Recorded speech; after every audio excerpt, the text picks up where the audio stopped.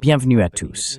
Aujourd'hui, nous avons une mise à jour sur la situation en Suède, ce pays nordique autrefois neutre qui est devenu membre de l'OTAN en 2024 et a également signé un accord de coopération en matière de défense avec les États-Unis, permettant désormais à l'hégémon d'établir 17 bases militaires sur son territoire.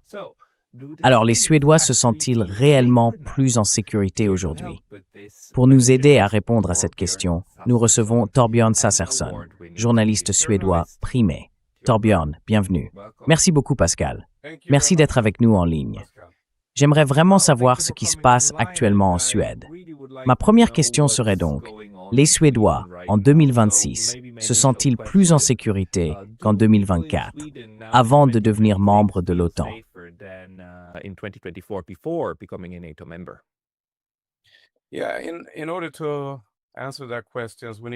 Oui. Pour répondre à cette question, il faut remonter quelques années en arrière, car la Suède était autrefois un pays qui ne voulait absolument pas rejoindre l'OTAN. Mais depuis 2014, il y a eu beaucoup de propagande alarmiste. Ils voulaient que les gens aient peur de la Russie. Vers 2022, ils avaient réussi à faire passer le sentiment général de la sécurité à la peur. C'est alors qu'il a été décidé de rejoindre l'OTAN. Mais ils n'ont jamais demandé l'avis du peuple. Ils ne nous ont pas consultés. Nous n'avons pas eu la possibilité de voter là-dessus. There's a strength.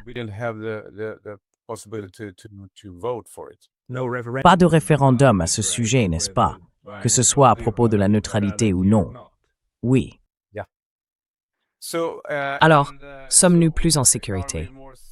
Les gens se sentent probablement plus en sécurité maintenant parce qu'ils ont peur. Alors oui, nous en sommes là. Et cet accord de défense avec les États-Unis, où en sommes-nous maintenant?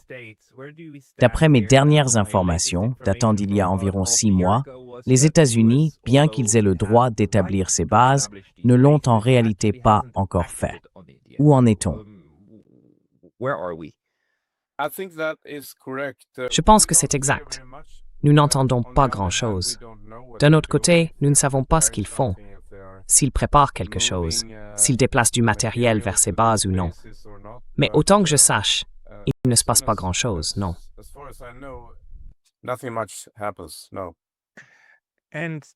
Alors, quelle est l'évolution générale de la politique suédoise en ce qui concerne l'OTAN et l'approche de la Suède vis-à-vis de la Russie?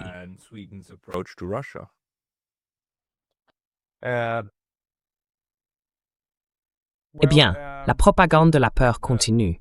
Les gens ont généralement peur de la Russie. Pourriez-vous reposer la question?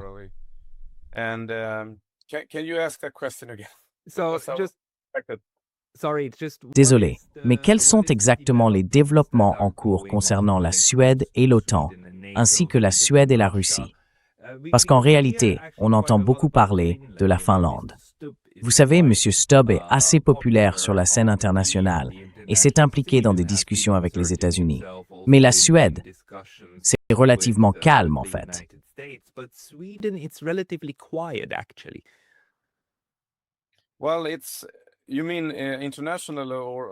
Eh bien, vous voulez dire à l'international ou à l'international? Oui. Eh bien, je suppose que oui. Nous avons notre ministre de la Défense qui fait des allers-retours entre le Pentagone, Bruxelles et d'autres endroits, et c'est lui qui s'en occupe.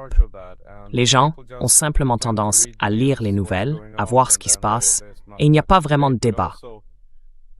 Mais aussi, les médias que nous avons, les médias établis, ne veulent pas vraiment de débat à ce sujet. Ils nous disent ce qui se passe, et nous devrions simplement écouter, je pense.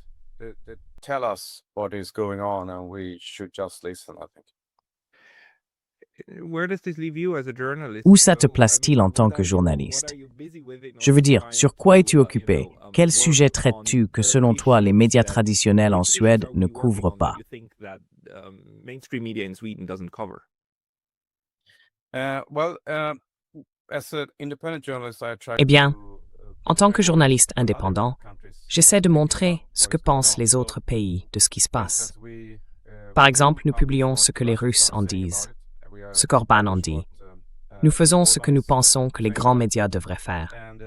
Nous avons nos lecteurs. Pas très nombreux peut-être, car la plupart des gens se tournent vers les grandes chaînes. Mais au moins, nous atteignons certaines personnes. Et nous savons que nous touchons des gens au sein du gouvernement, même s'ils n'admettent jamais lire nos informations. Ainsi, s'ils veulent une vision plus nuancée ou plus variée, les politiciens et les décideurs se tournent vers les médias alternatifs ou nouveaux.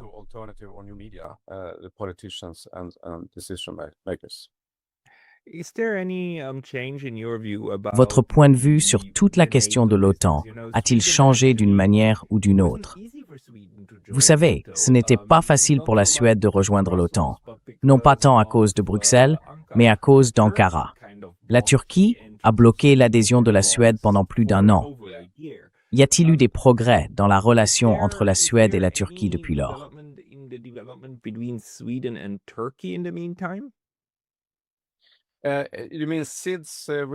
Tu veux dire depuis qu'on a rejoint l'OTAN? Je ne suis pas vraiment sûr.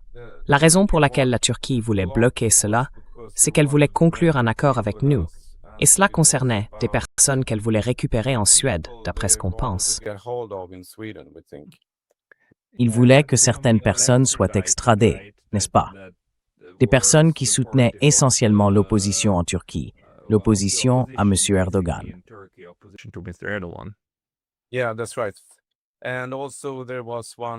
Oui, c'est ça. Et puis il y a eu cette histoire de brûlage du Coran. Comment ça s'appelait déjà? Le brûlage du Coran. C'est lui qui les brûlait. Et il a peut-être probablement été pris pour cible. Je ne sais pas, mais il a été assassiné. Donc il a brûlé quelques Corans en Suède, il a bougé, il a été menacé et il a été tué. Mais le lien avec l'affaire de l'OTAN, je ne sais pas, mais c'est possible.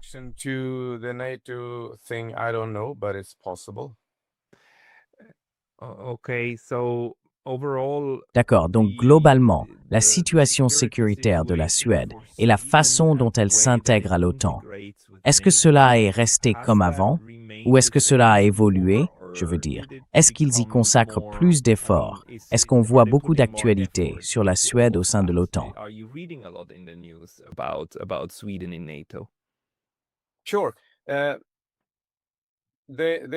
Bien sûr, les Suédois s'adaptent aux exigences de l'OTAN.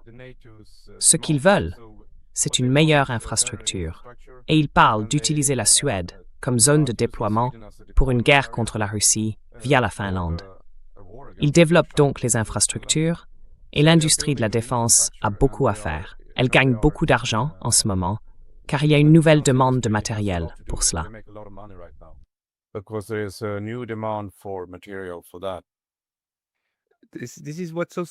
C'est ce qui est si effrayant. Je veux dire, les gens n'ont-ils pas maintenant sérieusement peur qu'au lieu d'être plus en sécurité au sein de l'OTAN, ils deviennent la prochaine ligne de front après l'Ukraine, pour mener la guerre par procuration avec la Russie?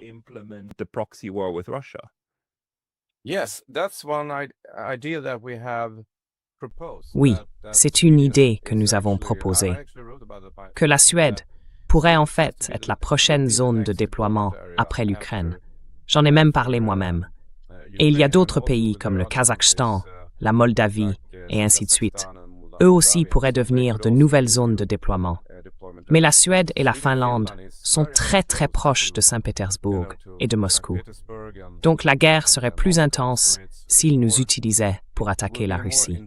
Car, comme vous le savez, les politiciens de l'Union Empire, de la Grande-Bretagne, et ainsi de suite, pensent qu'ils peuvent vaincre la Russie.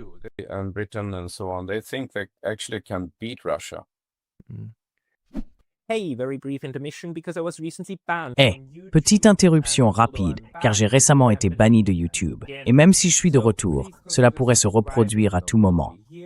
Donc s'il vous plaît, pensez à vous abonner non seulement ici, mais aussi à ma liste de diffusion sur Substack. C'est pakalotas.substack.com. Le lien est dans la description ci-dessous. Et maintenant, retour à la vidéo. Est-ce que c'est quelque chose...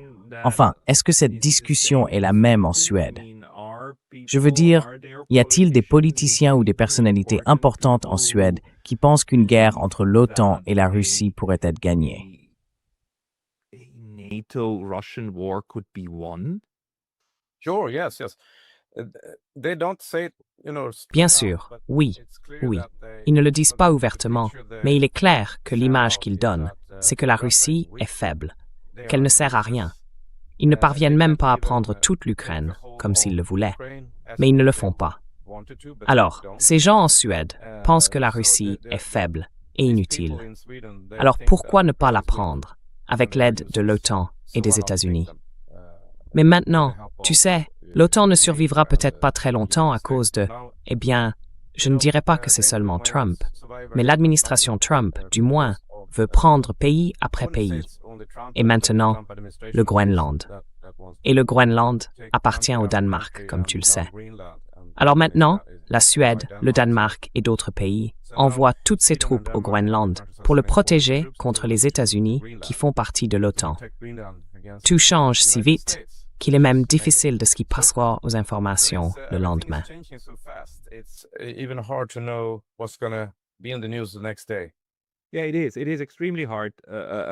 Oui, c'est vrai. C'est extrêmement difficile en ce moment, surtout pour la Suède.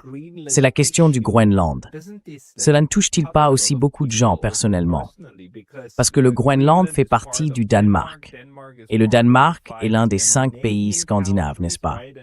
Oui, certes, vous n'êtes pas un seul pays, mais les Scandinaves ont tout de même un sentiment d'appartenance commune, une sorte de fraternité. Est-ce que cela affecte les Suédois encore plus fortement que, disons, d'autres Européens, comme les Portugais, lorsque les États-Unis parlent de s'emparer du Groenland? Yes, I think so. We have Scandinavia. Oui, je le pense. Je veux dire, nous avons la Scandinavie. Nous ne nous sommes pas fait la guerre depuis des centaines d'années. Donc bien sûr, oui, les gens estiment que cela les concerne si le Danemark perd le Groenland. Mais d'autres discussions émergent aussi maintenant. Le Danemark devrait-il vraiment avoir le droit de continuer à posséder le Groenland? Vraiment, le Danemark devrait-il avoir le droit de posséder le Groenland? Parce que c'est comme un continent, le Groenland. C'est immense. Et pourquoi le Groenland n'appartiendrait-il pas aux Groenlandais? Donc il ne s'agit pas seulement de savoir si les États-Unis ont le droit de prendre le Groenland, mais aussi de savoir si le Danemark a même le droit de le garder.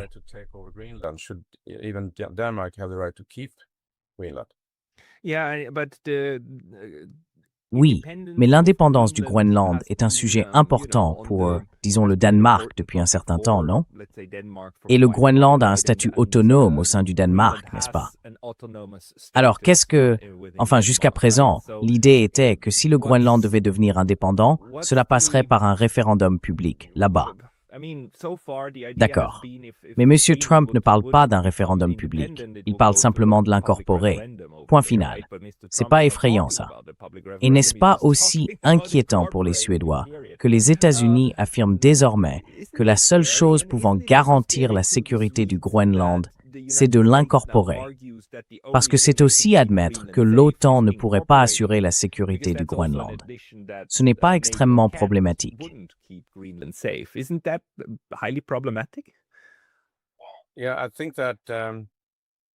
Oui, je pense que tout à coup, le Danemark est très désireux de protéger le Groenland. Mais la plupart du temps, on dirait qu'ils l'ont un peu oublié. Ce n'est pas comme s'ils développaient beaucoup le Groenland. On n'entend jamais parler du Groenland dans les actualités. Jamais, jusqu'à maintenant. Bien que ce soit généralement une bonne chose. En général, on ne veut pas faire la une de l'actualité mondiale. Oui, c'est vrai.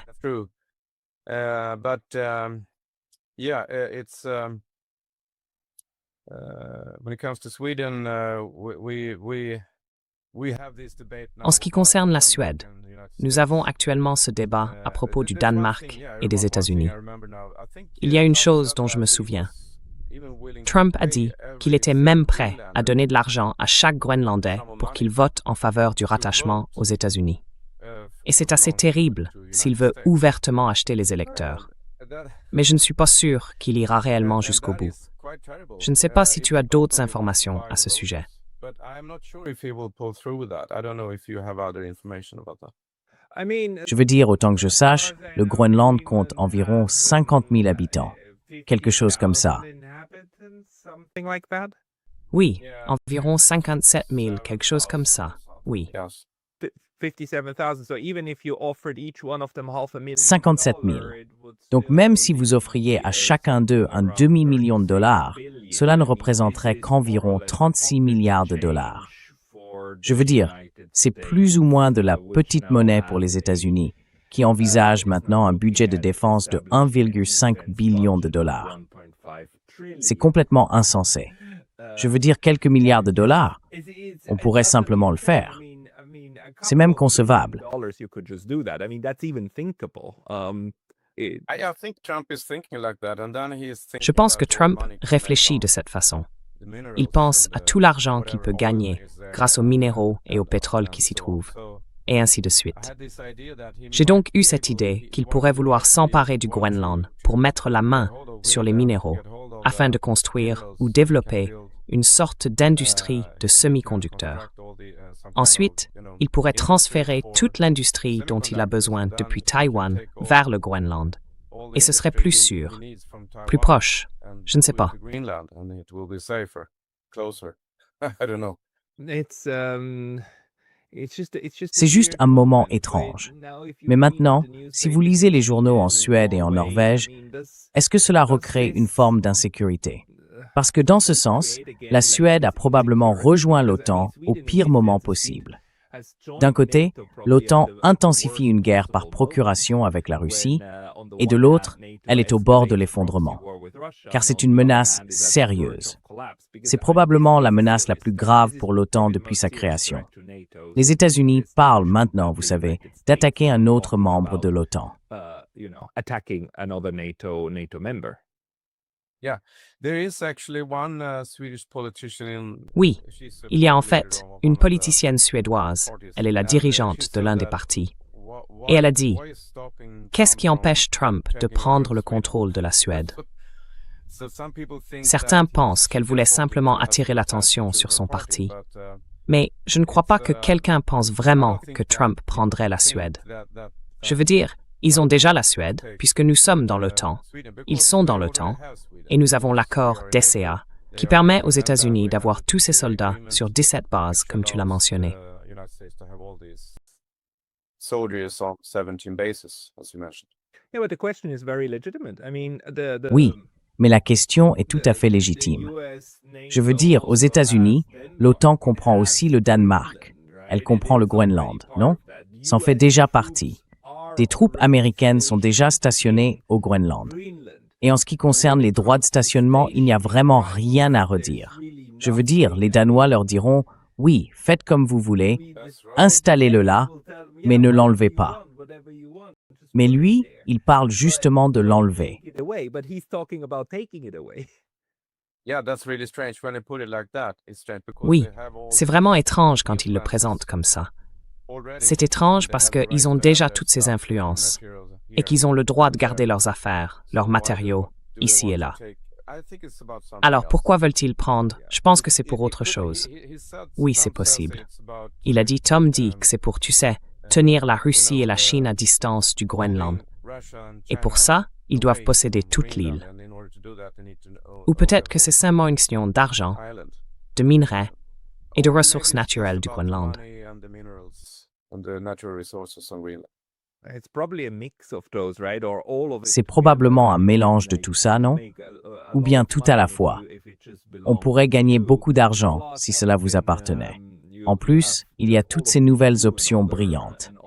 Mais même si je ne pense pas que la Suède soit directement menacée par les États-Unis, du moins pas d'être envahie, il y a un pays scandinave qui pourrait l'être. Parce que, vous savez, juste à côté du Groenland, il y a l'Islande. As-tu entendu quelque chose venant d'Islande? Des gens paniquant à ce sujet. Parce que pour eux, cela devrait être extrêmement effrayant. D'ailleurs, pendant la Seconde Guerre mondiale, ce sont les Britanniques et les Américains qui ont occupé l'Islande. On l'oublie souvent, contre la volonté de l'Islande, qui, à l'époque, faisait encore partie du Danemark. Yeah, that's right. And Iceland is also a Oui, Nordic c'est vrai. country, but Et I l'Islande we est don't aussi un hear pays nordique. at all Mais on n'entend Iceland rien en will ce say moment, about disons, de la part de Iceland, l'Islande, ce what qu'ils they en are pensent. thinking.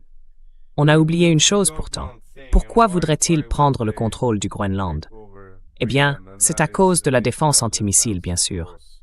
Ils peuvent abattre tous ces missiles qui Down pourraient venir all de these Russie. missiles are coming Mais in la from Russie ne Russia. semble pas du tout intéressée à attaquer les But États-Unis. Russia Donc, doesn't chaque seem to be année, interested encore une in fois. attacking the United States at all. So here we are again.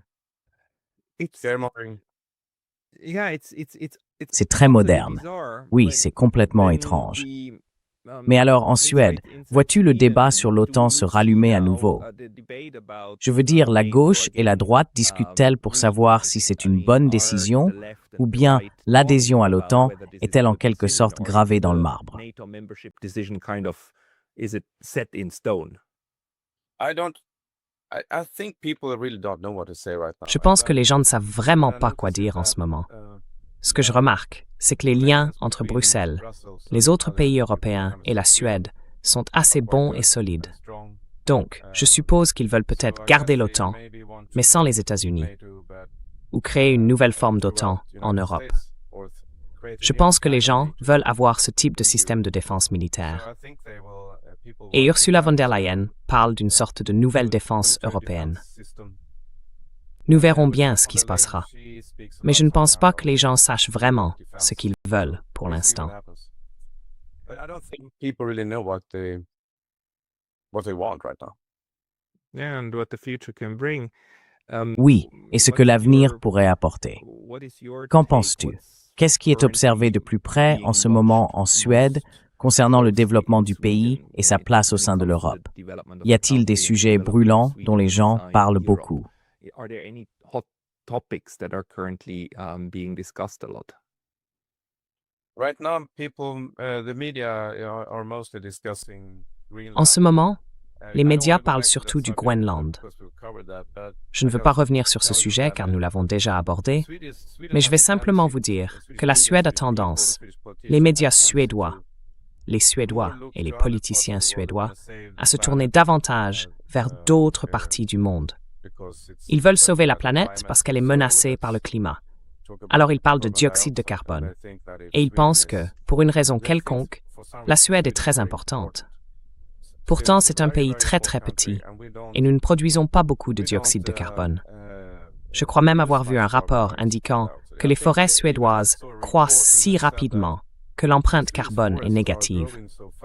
Nous absorbons en réalité plus de dioxyde de carbone que nous n'en avons produit ces dernières années.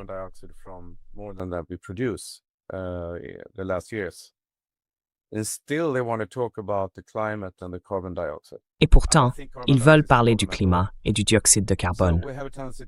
Je ne pense pas que le dioxyde de carbone soit un problème du tout.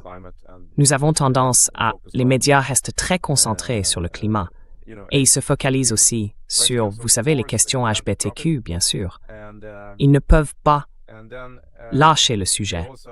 Et ils ont également une forte tendance à critiquer les personnes qui critiquent la migration de masse. Donc, dès que ce sujet est abordé, ils ont tendance à dire que ce sont les gens de droite qui posent problème, pas la migration de masse. Pourtant, la migration de masse continue. Dès que les chiffres baissent, ils tiennent absolument à mentionner que nous faisons venir moins de personnes. Mais malgré tout, beaucoup de gens arrivent. Et quand il y a une augmentation, ils veulent détourner l'attention vers autre chose.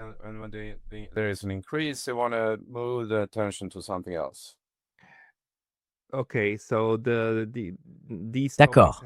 Donc ces sujets n'ont pas tellement changé au fil des années. Puis-je vous demander, simplement par curiosité personnelle, à propos des sanctions, les sanctions contre la Russie imposées par l'Union européenne, qui ont récemment commencé à inclure des citoyens de l'UE-MOPEMER. Est-ce quelque chose qui inquiète les gens en Suède ou dans vos cercles des médias alternatifs? Les gens en parlent-ils? Je veux dire, en Allemagne et en Suisse, c'est devenu assez important, car l'Union européenne a sanctionné 2 citoyens suisses, dont l'un vit à l'intérieur de l'UPEN. Ce débat atteint-il également les pays nordiques? Les gens en Suède, je ne pense pas qu'ils soient au courant. Ils ne sont pas très conscients de ces sanctions. Mais nous, bien sûr, avons suivi votre travail et nous avons publié quelques articles basés sur vos découvertes. Et ce que je sais, c'est qu'il y a certaines personnes qui ont peur d'être sanctionnées. Oui, il y en a. Mais la plupart des gens n'ont absolument aucune idée qu'il existe même une liste de sanctions sur un site de l'UE-OPEL. Mais il y a des personnes qui ont peur, et elles se taisent un peu, au moins pendant un certain temps, pour évaluer si elles peuvent continuer à critiquer des choses comme l'OTAN, et ainsi de suite. Oui.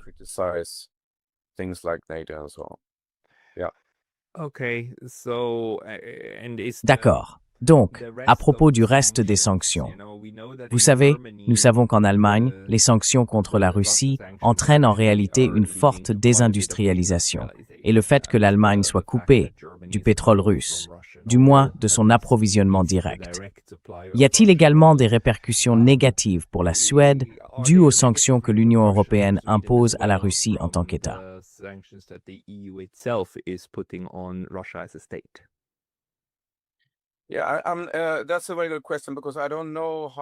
Oui, c'est une très bonne question, parce que je ne sais pas vraiment dans quelle mesure nous pensons ne plus importer de pétrole russe, ou peut-être que si, parce que parfois les affaires continuent comme d'habitude, même quand il y a une tempête politique autour de ces sujets.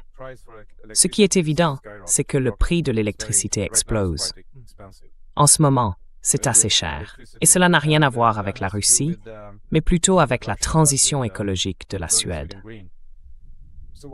Ils mettent en place beaucoup d'énergie éolienne ici, et il y a beaucoup de débats à ce sujet, parce que ça ne nous fournit pas autant d'électricité que prévu, même quand il y a du vent.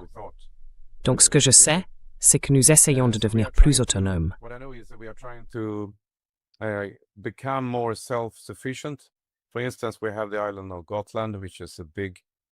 Par exemple, nous avons l'île de Gotland, qui est une grande île située au milieu de la mer Baltique et qui appartient à la Suède.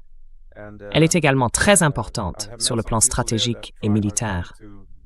J'y ai rencontré des personnes qui essaient de créer un système électrique basé sur l'énergie solaire.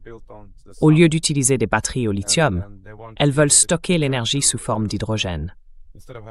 Il existe donc ce type d'initiative. Nous avons aussi les câbles électriques reliant Gotland à la Suède. Et les gens craignent que les Russes, bien sûr, toujours les Russes, puissent les couper. C'est pourquoi cette autosuffisance énergétique est nécessaire sur Gotland. Nous essayons donc de compter davantage sur notre propre capacité à produire de l'énergie, tout en achetant aussi de l'électricité à l'Europe.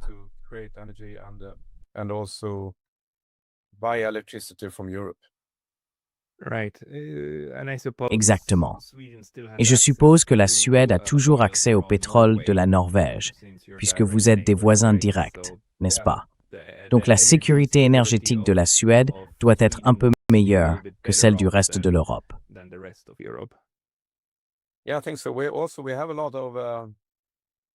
Oui, je pense aussi. En plus, nous avons beaucoup de forêts, donc en hiver, nous pouvons toujours produire de la chaleur en, brûlant du bois de chauffage. Oui, oui. Donc, les gens ont acheté beaucoup de poêles pour cette raison, et les prix des poêles ont augmenté à cause de la hausse de la demande.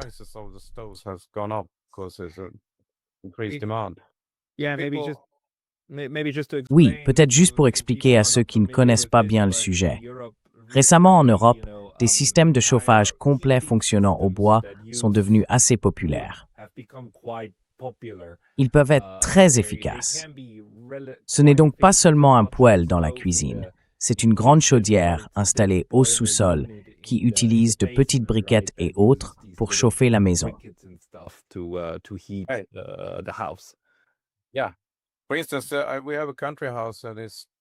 Par exemple, nous avons une maison de campagne à 2 niveaux. Au sous-sol, nous avons un sauna et un poêle à bois. Donc, quand je vais là-bas, je commence par allumer du bois en bas. La chaleur se répand, remplit le niveau inférieur, puis monte pour réchauffer le 2e étage. Ça fonctionne plutôt bien. On peut vraiment chauffer toute une maison avec du bois si on le souhaite. if you want. Right, right. So in this sense, like Sweden has a little D'accord, bit of a d'accord. different, Donc, en ce sens, la Suède a une manière un peu différente de gérer le froid, qui est bien sûr un enjeu majeur en Europe du Nord. Mais globalement, si vous deviez nous dire ce qui occupe actuellement les médias suédois et aussi ce qui mobilise beaucoup les politiciens, quelle est la chose que tout le monde devrait savoir sur la Suède, sur la façon dont elle fonctionne aujourd'hui? everybody should know about Sweden, how it works today. Oh, that's a Oh, very c'est une question très générale, une question large. a broad question. Could you What's keeping people? Qu'est-ce qui empêche les gens de dormir en ce moment dans l'actualité? Je veux dire, selon toi, quelles sont les choses dont on n'entend pas parler dans le reste de l'Europe ou du monde? Qu'est-ce qui est important pour les Suédois en Suède? Important to Swedes in Sweden. Okay, what's important to Swedes in Sweden? That is definitely. D'accord. Qu'est-ce qui est important pour les Suédois en Suède? C'est clairement la question de l'argent. Les gens ont le sentiment de s'appauvrir. Tout, les prix, tout augmente. On nous avait promis des prix plus bas quand nous sommes entrés dans l'UPOM, et ainsi de suite. Mais les prix n'ont jamais cessé d'augmenter, et les salaires ne suivent pas. Donc l'argent est un gros problème pour les Suédois. Ils se sentent plus pauvres. Et puis il y a les problèmes liés à ce qu'on appelle parfois les zones interdites, et ainsi de suite. Mais on n'appelle pas ça comme ça en Suède.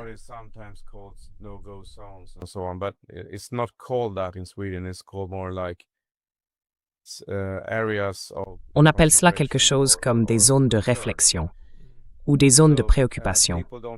Donc, les gens ne se sentent plus aussi en sécurité dans les rues. Non, vraiment pas. Surtout les femmes, je pense.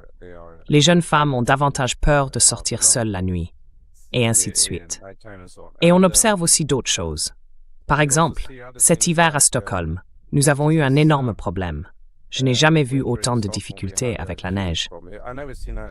La quantité de neige était normale, mais ils ne peuvent plus s'en débarrasser pour des raisons climatiques ou environnementales. D'habitude, ils la déversaient dans l'eau, dans les lacs, mais cela est désormais interdit. Ils ne peuvent donc que pousser la neige sur les côtés des routes, ce qui rend la situation impossible. Si vous avez une voiture garée, vous ne pouvez plus retourner sur la chaussée. Mais la dernière fois que j'ai vérifié, la neige n'est qu'une autre forme d'eau. Alors, quel est le problème à la déverser dans un lac? Oh, ils disent que c'est, eh bien, c'est vrai. Ce sont des impuretés provenant des pneus et de l'asphalte. Ah d'accord. Oui. Donc, ça a été un gros problème à Stockholm et dans d'autres villes, parce que ça donne un aspect négligé. Et on ne peut plus marcher sur les trottoirs en toute sécurité à cause de toute la neige et de la glace. J'ai passé environ 2 ou 3 heures dans le centre de Stockholm il y a quelques jours. Je n'ai pas vu un seul véhicule en train de déneiger, de labourer, ou peu importe comment on appelle ça. C'était difficile de marcher et de conduire. Et je me suis dit, mais qu'est-ce qui se passe ici? Ils ne peuvent même pas gérer la neige du tout.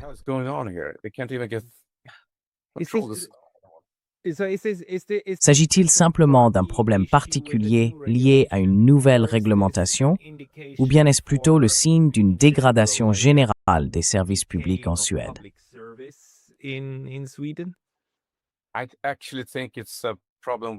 Je pense en fait que c'est un problème lié à la dégradation générale des services publics. Oui. Et une autre chose dont les gens parlent beaucoup en ce moment concerne les soins de santé sociale et les soins aux personnes âgées. Il y a beaucoup de viols qui se produisent. Ainsi, des personnes âgées sont violées par ceux-là même qui sont censés s'occuper d'elles.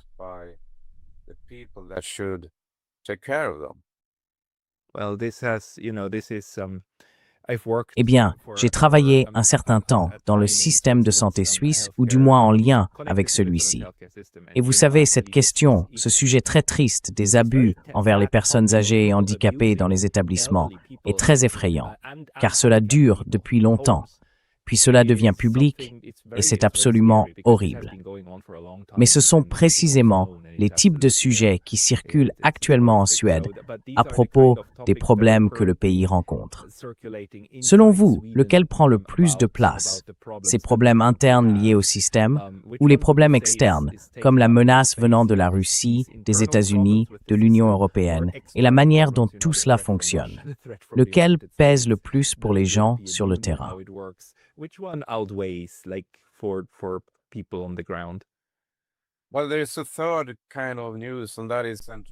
Eh bien, il y a un troisième type d'actualité, et ce sont les divertissements et les potins de célébrités, ce qu'ils font. Si vous allumez la télévision suédoise, je pourrais le faire tout de suite pour vérifier. Ce que vous verrez, c'est que, je ne sais pas, peut-être un tiers de toutes les informations concernent les célébrités et les ragots. Donc je dirais que c'est à peu près équilibré. Un tiers sur les problèmes internes, un tiers sur les questions internationales et un tiers sur le divertissement.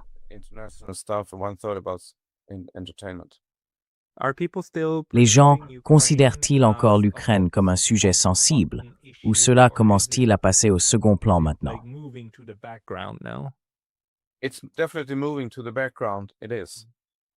Cela passe clairement à l'arrière-plan. Oui, c'est le cas. Mais il y a encore ces activités qui continuent. Le gouvernement suédois semble incapable d'arrêter d'envoyer de l'argent là-bas. Je suis cela de près, et chaque semaine, c'est 100 millions pour l'Ukraine, 50 millions pour l'Ukraine. Ça continue comme ça. Peut-être qu'on verra si cela commence à ralentir. Mais en général, la question ukrainienne s'efface à l'arrière-plan en ce moment. Et c'est beaucoup à propos de Trump, énormément à propos de Trump. Ils ne peuvent pas, je veux dire, ils sont obsédés par Trump, au lieu de parler des États-Unis dans leur ensemble. Ils ont cette tendance à toujours dire que c'est la faute de Trump, tout comme c'est toujours la faute de Poutine ou de Xi Jinping. Donc, ils personnalisent les choses au lieu de voir le tableau plus large des gouvernements, des lobbyistes et des grandes entreprises qui travaillent ensemble.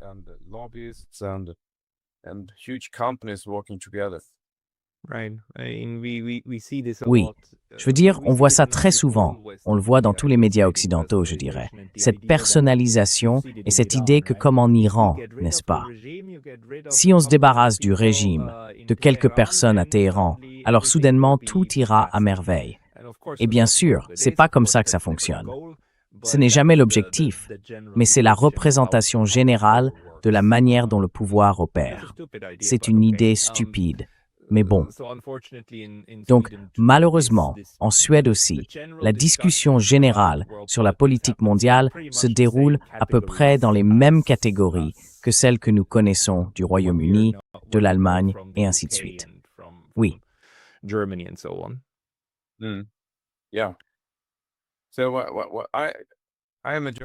Oui. Donc je suis journaliste.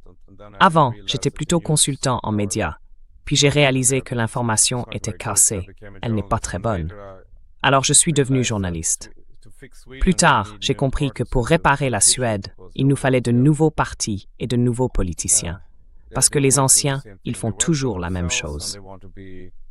Ils travaillent pour eux-mêmes et veulent être reconnus dans les grandes sphères, comme le Forum économique mondial, et ainsi de suite. En fait, ce que j'ai fait, si je peux le mentionner, c'est que je fais partie d'un nouveau parti suédois appelé Ambition Sweden. Et ce qu'ils défendent, eh bien, ce n'est ni la gauche ni la droite. Ils défendent simplement la raison. Et je pense que c'est ce dont l'Europe et tous ces pays ont besoin. De la raison. Et de parler de faits. Pas de grande politique, ni de sauver la planète. Les gens, dans chaque pays, doivent s'occuper de leur propre pays. Et ils doivent entretenir de bonnes relations avec leurs voisins des autres pays. C'est très simple, en réalité. Donc je pense que les gens ordinaires devraient se lancer en politique, en fait.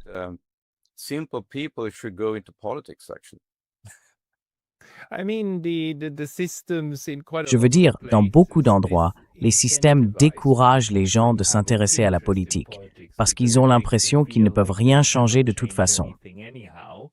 En Suède, heureusement, je crois que le taux de participation est encore assez élevé, non? Et pour vous, créer un nouveau parti, comment s'est déroulé ce processus? Je veux dire, c'est encore gérable, j'espère.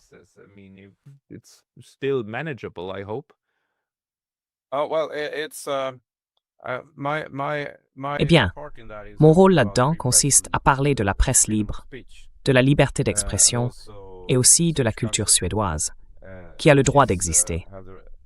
Il ne reste qu'environ 5 millions de Suédois de souche sur la planète, pas beaucoup plus. Il est difficile de créer un parti en Suède. Les partis au pouvoir ne veulent pas de concurrence. Ce que nous avons constaté, c'est que nous n'avons absolument aucun espace dans les grands médias. C'est comme si nous n'existions pas. Je pense que lorsqu'un nouveau parti apparaît, et il y en a beaucoup qui essaient d'exister, l'establishment devrait voir cela d'un œil positif. Oh, intéressant. Voici quelque chose de nouveau. Peut-être qu'ils ont de nouvelles idées, peut-être de nouvelles solutions. Peut-être qu'ils représentent le peuple d'une manière nouvelle que nous n'avons pas encore explorée. Alors laissons-les s'exprimer. C'est l'attitude qu'ils devraient avoir, selon moi. Mais ce n'est pas le cas. C'est comme s'ils nous traitaient, comme si nous n'existions pas du tout.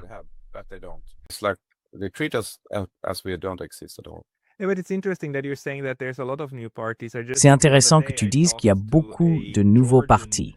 L'autre jour, j'ai parlé à un ancien ambassadeur géorgien qui a fondé un nouveau parti en Géorgie.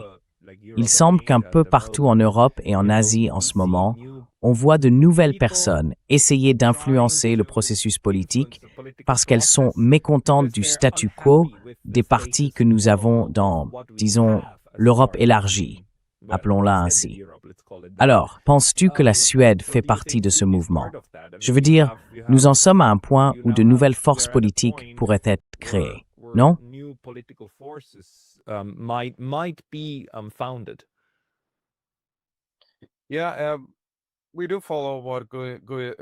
Oui, nous suivons ce qui se passe.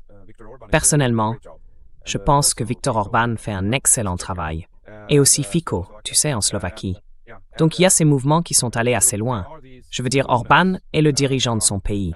Et il représente en quelque sorte les pays européens, pas seulement le sien, mais aussi les peuples d'autres pays. C'est ce que je pense. Mais comment M. Orbán est-il traité en Suède?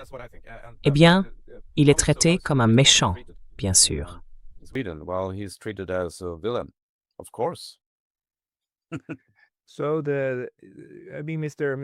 Donc M. Orbán représente cette tendance conservatrice et nationaliste de la pensée en Europe.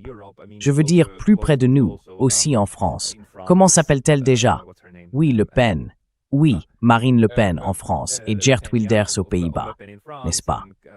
Et nous savons que dans toute l'Europe, bien sûr, il existe ces partis conservateurs et ces partis de droite, mais aussi à droite, il y a ceux qui acceptent encore l'intégration à l'Union européenne. Il y a ceux qui sont d'accord avec la ligne pro-guerre de l'OTAN, n'est-ce pas? On observe donc aussi une division au sein de la droite. Diriez-vous qu'en Suède aussi, parmi la partie conservatrice de la population, on retrouve désormais ce genre de clivage entre pro-guerre et anti-guerre?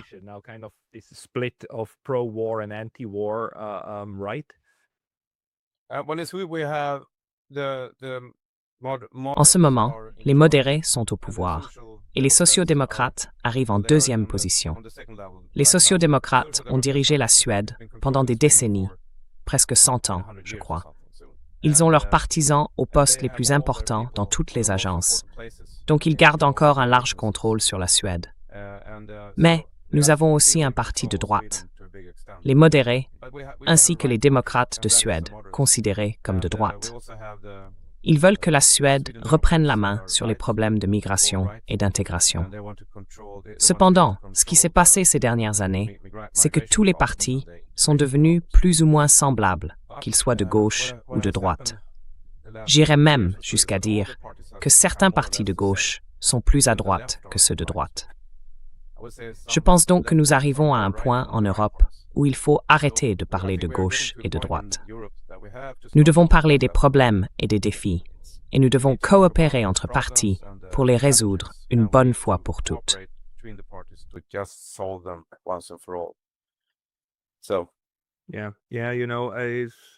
Oui, tu sais, les étiquettes gauche et droite ont de moins en moins de sens. Le problème, c'est que nous n'avons pas encore de bonnes étiquettes de remplacement pour classer les problèmes ou les lignes de parti. parce qu'au bout du compte, nous avons besoin d'un peu de structure pour discuter des différentes visions que ces partis ont. Mais nous n'avons pas encore une bonne typification.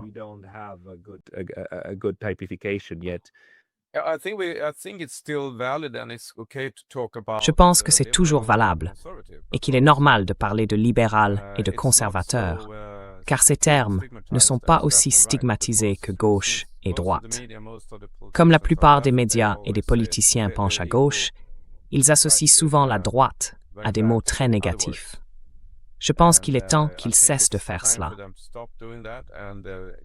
et que la population en général comprenne qu'ils essayent simplement de contrôler le récit en utilisant ces mots.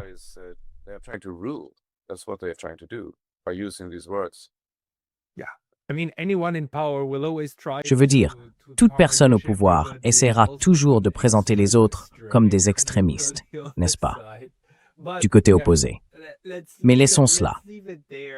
Merci beaucoup pour cette mise à jour en provenance de Suède. Je pense qu'il est très pertinent de voir comment les pays nordiques et scandinaves vivent les affaires mondiales en ce moment. Torbjörn, pour les personnes qui aimeraient vous suivre ou lire vos écrits, où devraient-elles aller?